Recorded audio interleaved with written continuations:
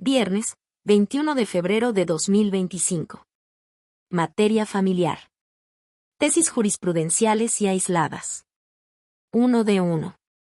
Registro digital, 202-9962. Tipo, aislada. Pensión compensatoria.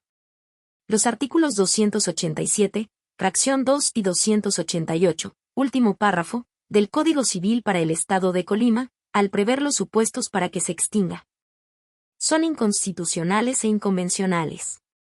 Hechos. En un juicio de divorcio incausado se declaró disuelto el vínculo matrimonial y se estableció una pensión compensatoria en favor del excónyuge, al haberse dedicado preponderantemente al hogar y al cuidado de los hijos.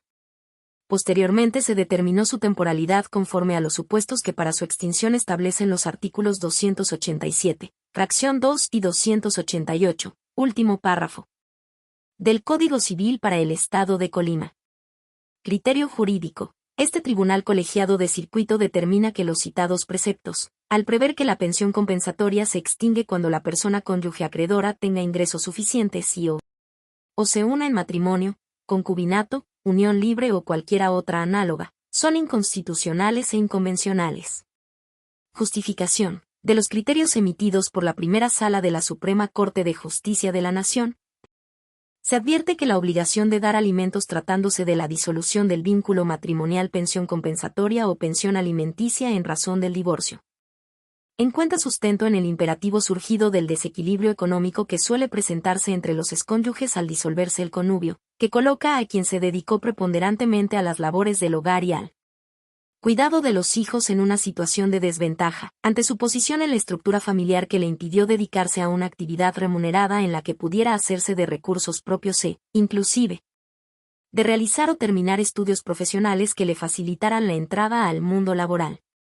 En atención al principio de realidad, no puede soslayarse que en razón de los roles y estereotipos que históricamente han sido asignados a las mujeres, que acogen la idea de que en los hogares los hombres son los principales proveedores y asumen un rol productivo y que las mujeres tienen un rol reproductivo.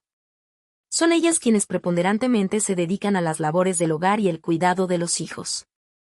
Si bien la citada legislación civil es aparentemente neutra, en tanto que no hace distinción expresa respecto de a quienes van dirigidos los supuestos para acceder, en su caso, para que se extinga la pensión compensatoria.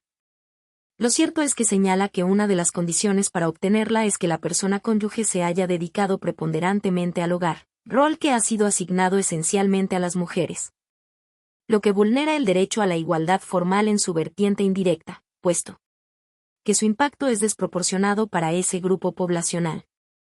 Así, las condiciones que establecen los aludidos artículos para conservar la pensión compensatoria invisibilizan el estatus de las mujeres acreedoras alimentarias y colocan a los hombres deudores alimentarios en una posición hegemónica, lo que se traduce en una visión anacrónica y androcéntrica del legislador, que impide a las mujeres alcanzar real y efectivamente una paridad de oportunidades en el goce y ejercicio real y efectivo de sus derechos humanos a una igualdad sustantiva y a la no discriminación. Asimismo, vulneran el derecho humano de las mujeres a una vida libre de violencia económica y patrimonial, en relación con el diverso derecho al trabajo, porque permiten extinguir la pensión obtenida por la acreedora alimentaria, si logra su independencia financiera, lo que actualiza barreras en el mercado laboral y subyuga la autonomía económica de dicho sector a su deudor. De igual manera se viola el derecho humano de las mujeres al desarrollo de un proyecto de vida, en tanto que inhiben la facultad natural de la persona a ser individualmente como quiere ser, quebrantando su libertad de contraer matrimonio, unirse en concubinato o cualquier otro tipo de relación análoga.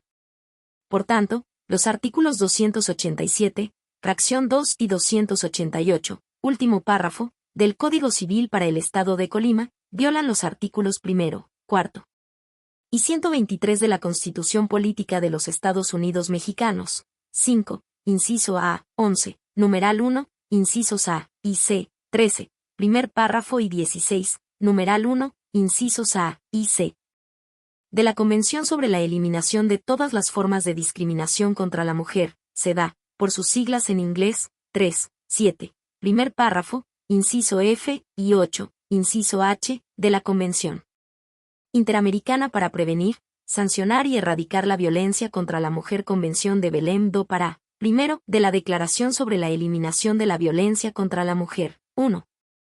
17 y 24 de la Convención Americana sobre Derechos Humanos, así como 3 y 23 del Pacto Internacional de Derechos Civiles y Políticos. Tribunal Colegiado del 32º Circuito.